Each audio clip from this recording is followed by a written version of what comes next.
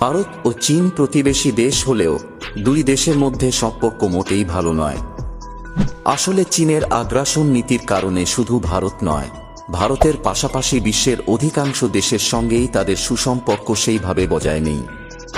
ভারতের সঙ্গে চীনের এমন সম্পর্কের অবনতি বিভিন্ন সময় দেখা গিয়েছে প্রকৃত নিয়ন্ত্রণ রেখায়।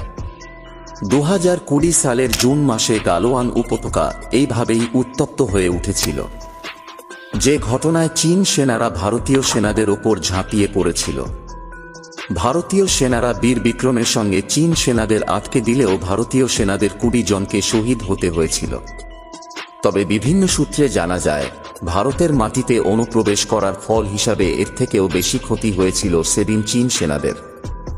আর এবার এই ধরনের ঘটনায় চীন সেনাদের আরও বেশি শিক্ষা দিতে ভারতীয় সেনারা আরও বড় প্রস্তুতি সেরে ফেলল।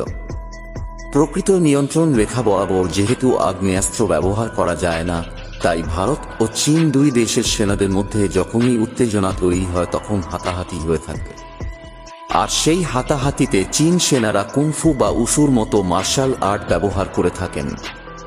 আর এবার এসবের পাল্টা দিতে তৈরি ভারতীয় সেনাদের দেশীয় মার্শাল আর্ট ঘটকা, খুকরি নাচ বা কালারি পাজত্তু।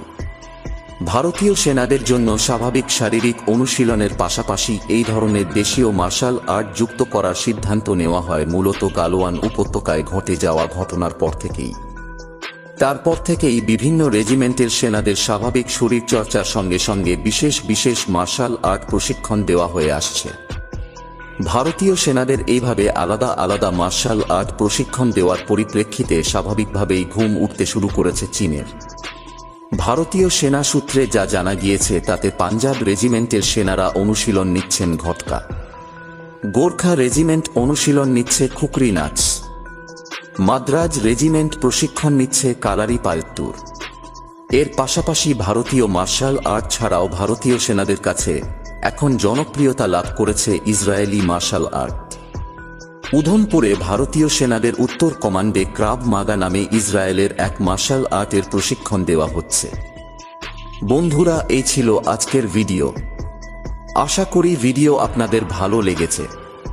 আর আপনার মনে যদি কোনো প্রশ্ন থাকে তাহলে কমেন্ট করে জানান, আমি আপনার প্রশ্নের উত্তর দেওয়ার চেষ্টা করব। আর চ্যানেলে নতুন হলে চ্যানেলটিকে সাবস্ক্রাইব করুন। ধন্যবাদ।